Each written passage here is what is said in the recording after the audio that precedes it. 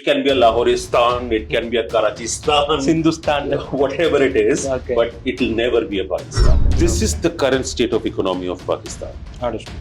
And it's time that Pak plus Istan should be separated. The entire economy is resting within a few people, a few provinces, and just a few areas. Few years from now, maybe earlier, maybe a little later, but it's definitely going to happen. The map of South Asia going into Afghanistan and going close by Afghanistan and that area, that South Asian map is logically, it's in a very sad state of affairs as far as Pakistan is concerned. That's, for example, in case of Balochistan, see exactly where economy has been hit, people there have revolted. Starting with Balochistan, of course, Sindh is there. Namaste and a very warm welcome to the Nationalist Madarasi. This is Ops Room with me, Sri Dharmaraghavan. Here we bring the defense and strategic news as well as experts in our show. Today we are joined by an international affairs expert who is very strong in the regions of Bangladesh, Pakistan, I would say, and Afghanistan as well. Dr. Ayanjit Sen of Bennett University, and he has a vast career in the media, and he is also an international expert. And today we are going to have a discussion on what is happening in Pakistan, especially focusing on Balochistan and Bangladesh and the areas of POK. Namaste, sir. Thank you for joining with us.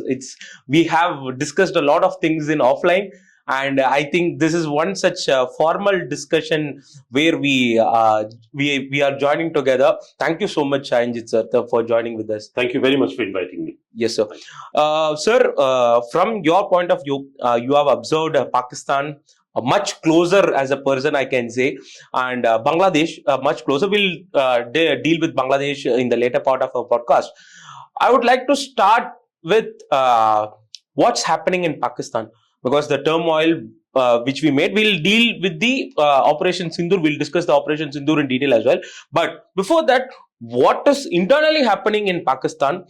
What are the chances of taking back the POK? We can discuss that as well. And let me start with Balochistan, which is much hotter in the news. And as deeper we go, seems like it can be another Bangladesh as well. So what are your points? What are your viewpoints, and what is India's viewpoint? And let us discuss that in detail, sir. Thank you very much. Initially, I would like to say that, as far as Pakistan is concerned, currently, apart from Operation Sindoor, which happened, apart from that, economically, it's in a very sad state of affairs as far as Pakistan is concerned. And that has been majorly because of, within Pakistan, that has been majorly because of uneven from economic parlance, there has been uneven movement. That's, for example, in case of Balochistan, see exactly where economy has been hit, people there have revolted.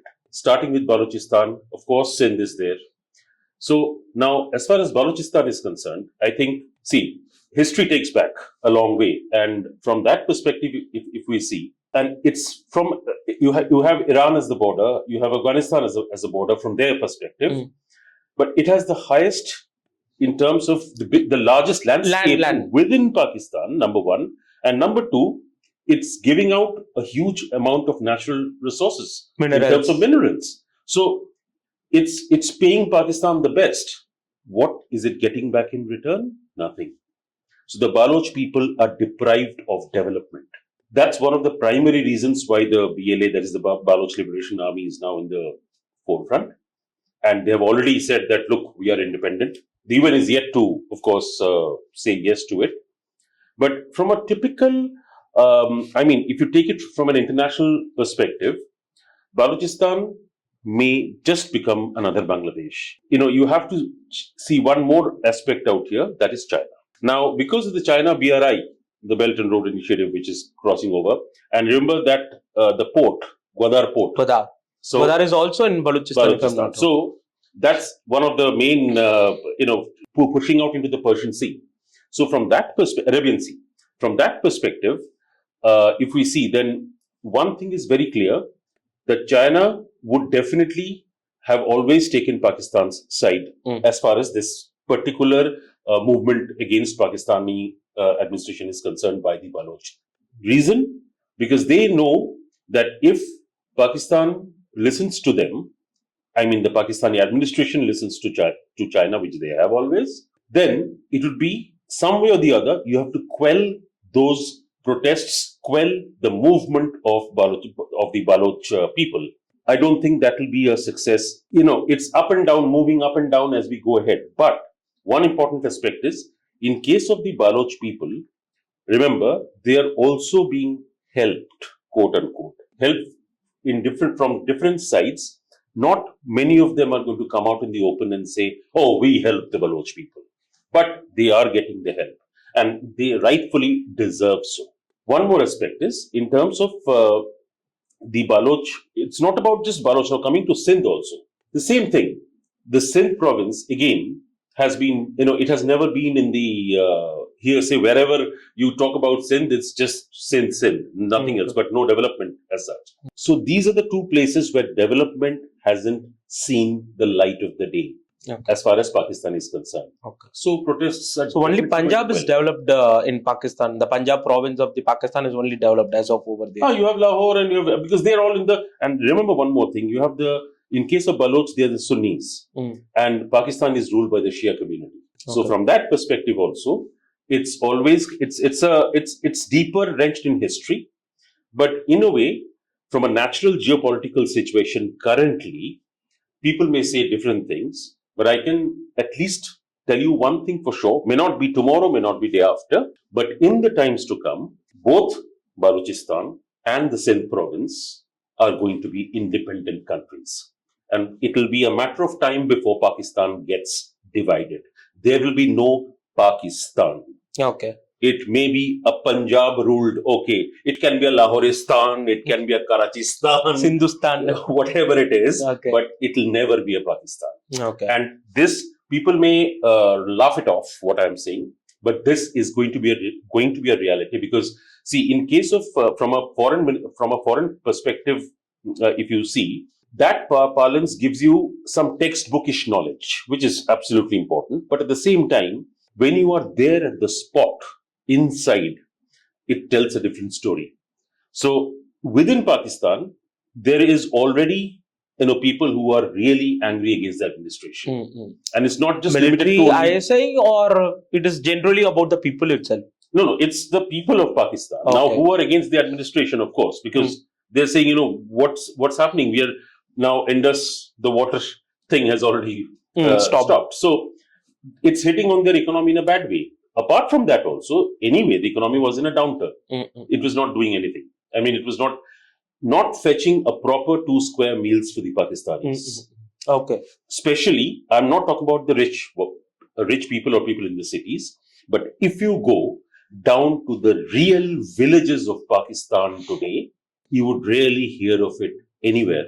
But if you go down to the actual villages, real villages of Pakistan, they are in a very sorry state of affairs. People are they're not getting anything to eat. It's like, and it's just like a time bomb. It's going to suddenly erupt, and all of a sudden, and when it will start off, you just see how the whitewash happens, and it'll be a whitewash which will not just be a normal whitewash. That white color will not just be painted on the wall, but it will remove Pakistan from the map of the world. So a small question about the media highlightement, because since you are dealing with the media diplomacy in a very larger manner, Baloch protest has been happening for a very long time, and but nowhere in the news they are highlighting it, or nowhere in the news it can't be seen as that people are erupting. I can see thousands of people who are protesting for the freedom, and I can see the Baloch Liberation Army attacking the Pakistan army itself, not about the terrorist sections. It is attacking the army itself, but nowhere in the international media it is highlighted. What is the reason?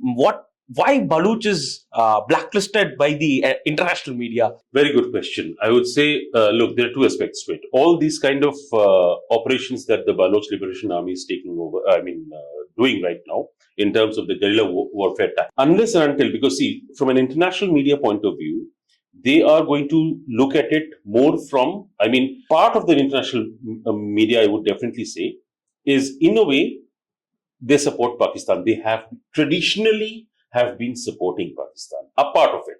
I'm not going to name any organization, but a part of the international media. What is happening is, because of that, any kind of movement happening over there. I'll give you one small example. Back in the 80s, when the United Liberation Front of Assam, the ULFA, was there in Assam, when they were at their peak in terms of their all their activities against the government. The international media from that perspective really reported. Even in the early 90s as well. It was rarely reported. By that time, anyway, things have been taken under control by the Indian government and the army. But still, the same way, they would, as far as Pakistan is concerned, they have always taken a opposite side. It's always for the government of Pakistan, and when it comes to India, the adventure, so-called adventure, I would call it, of these militant groups or terrorist groups are highlighted. I can't understand, I can't fathom what is the main, the reason behind it. But I feel it's kind of, when you report in case of international media, you can never be biased. You should always give both sides of the picture. But certain parts of the international media, I would say, definitely has been biased. It's not just today. It has been. For years and years, they have been doing it. And remember one more aspect here. In case of Pakistan, there are certain Pakistanis who are also working there in those particular news outlets. And they have a role too.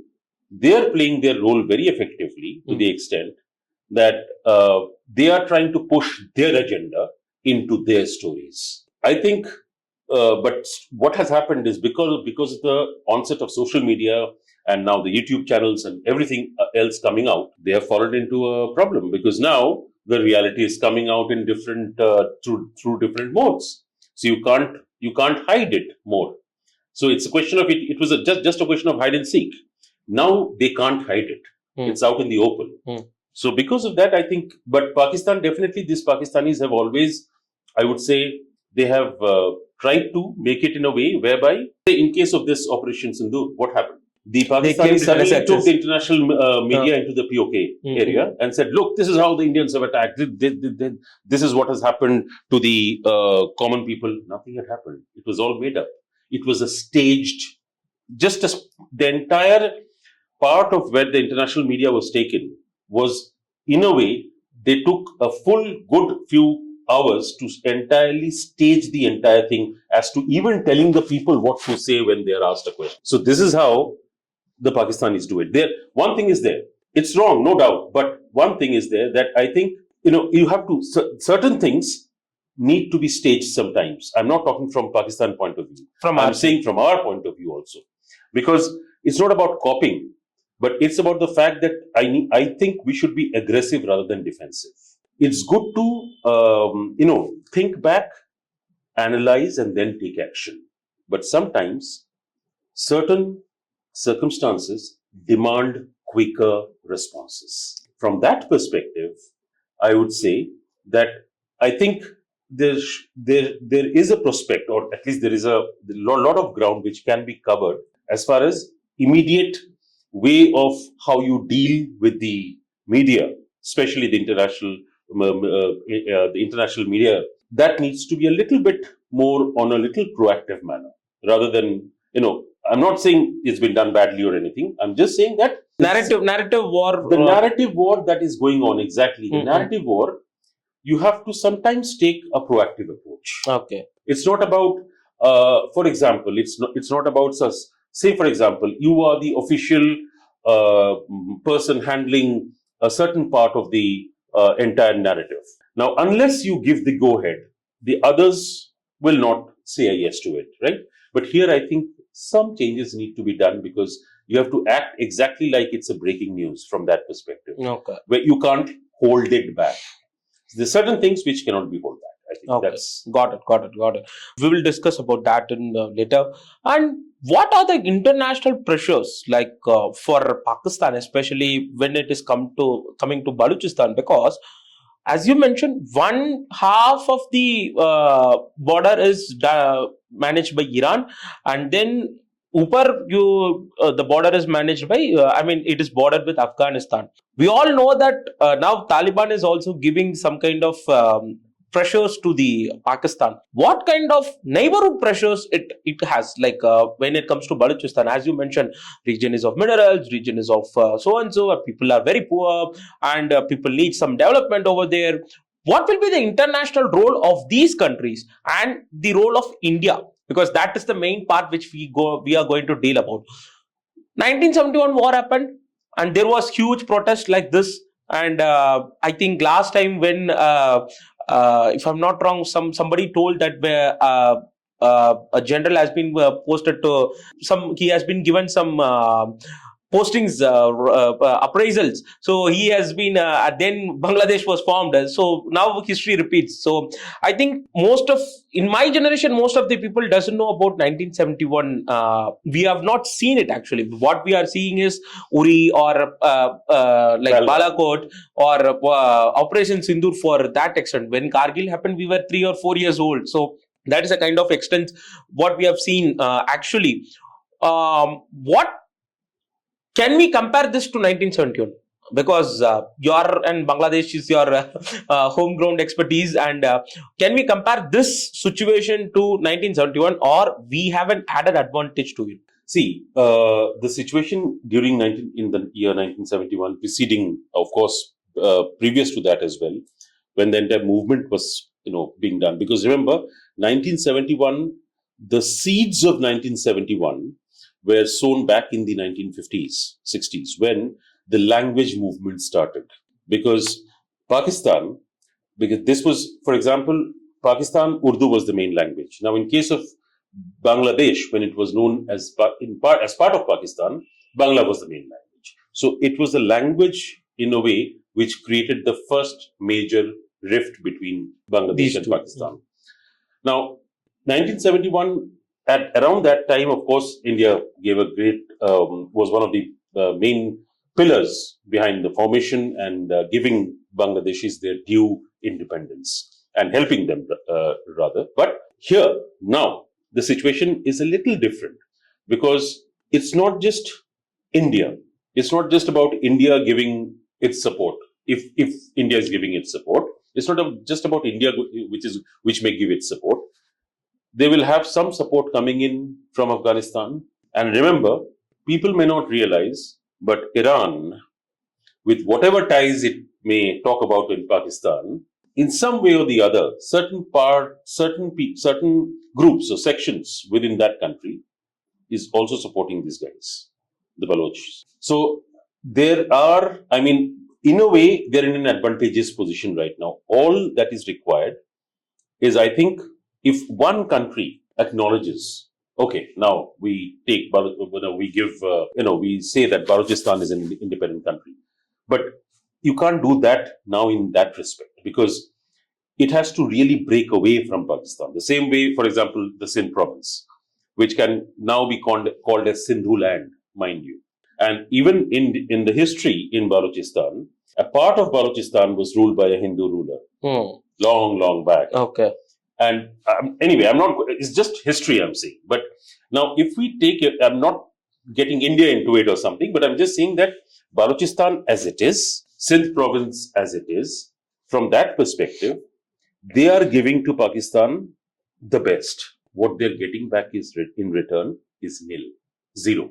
Okay. So from that perspective, automatically the people are going to, say, you are taking everything from us, and what are we getting? Nothing. It's like we have the highest, the most important part of Pakistan in terms of its length, breadth, everything. Largest province. What am I getting? Nothing in return. So this is bound to happen. And I think it's more to do with the mentality also, because Baloch people, they are very rich in their culture, traditions, everything from that perspective. So they don't find that kind of commonness with Pakistan. So automatically, they're going to move back.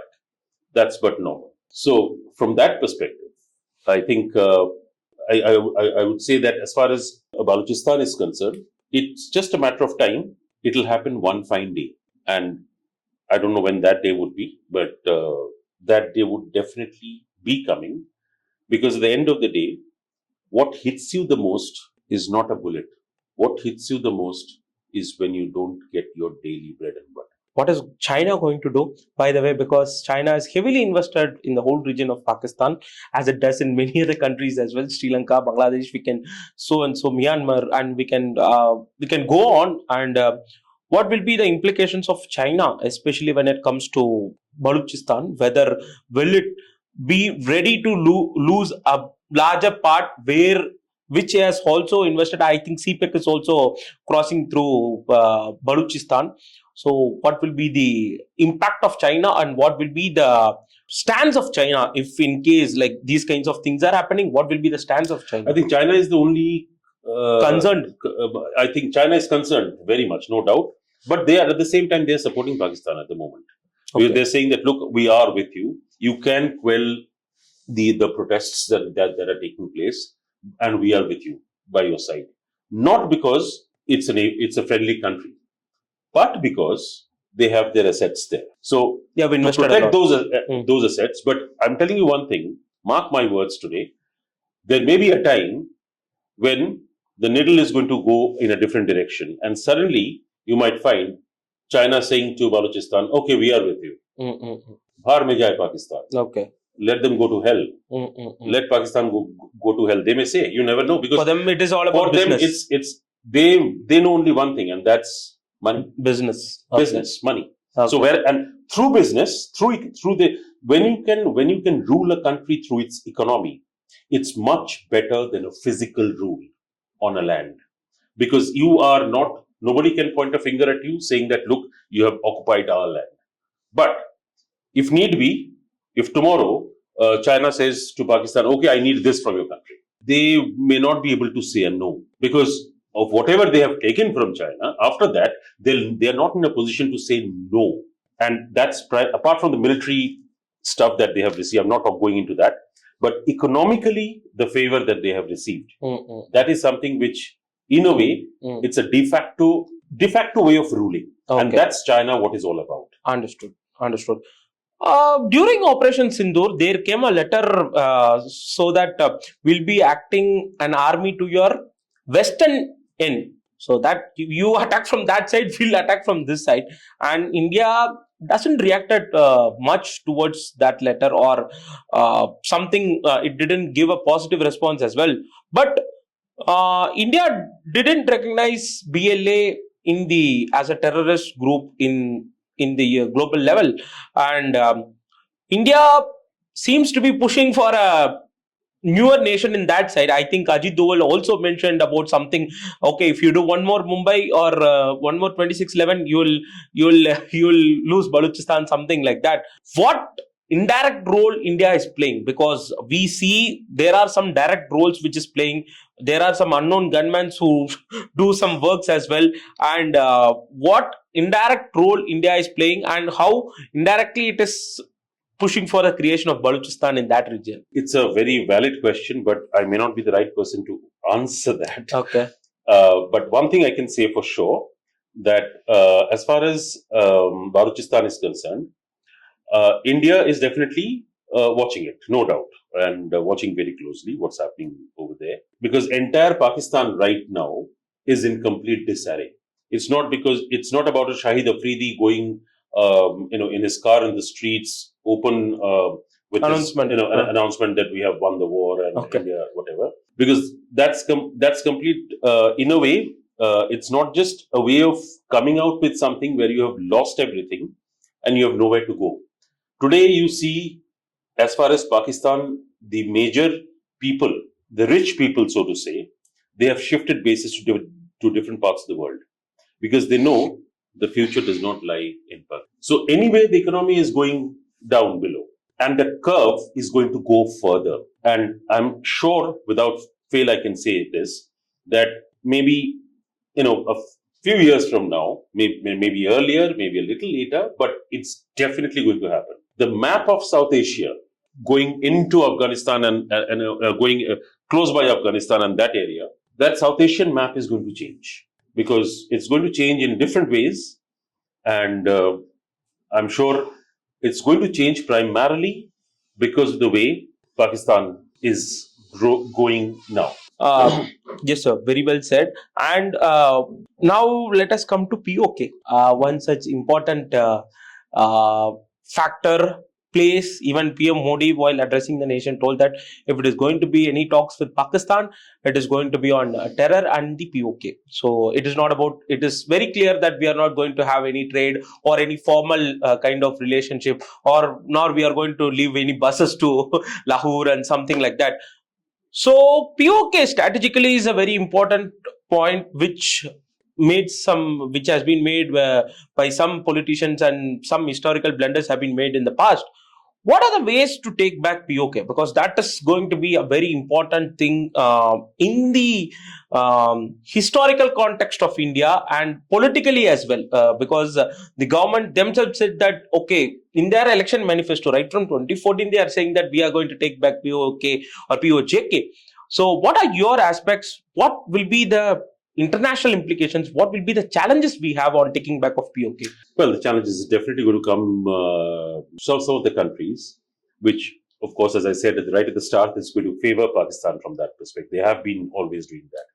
So they will be the main voices or the first voices to come out and say, look, hey, what are you doing, India? Why are you taking this step? So, that's the reason why nowadays it's no longer where you have a direct aggression.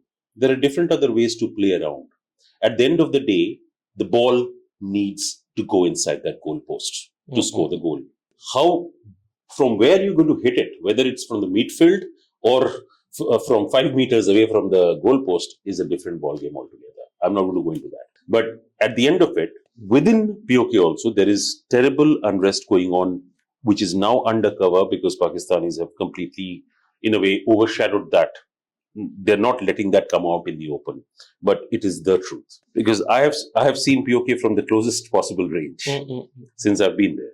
So I know the psyche of the people out there. Okay. And from that perspective, they are, I mean, most of them are saying, why are we not with Hindustan? We would have been 10 times better off from what we are right that now. region also doesn't have any kind of development or any kind of reach or resources over there, if I'm not wrong. Yeah, absolutely. Because it's another, exactly. That's where, the Sindh mini province we're Balochistan. talking- Yeah. Okay. But it's, though they are not, upfront, saying that, look, we have not got it, but people from there, in that community in POK, they have started raising their voices of late. Okay. And they're saying that, look, there is no development coming over here. Earlier, it was because of lack of, people, information outflow.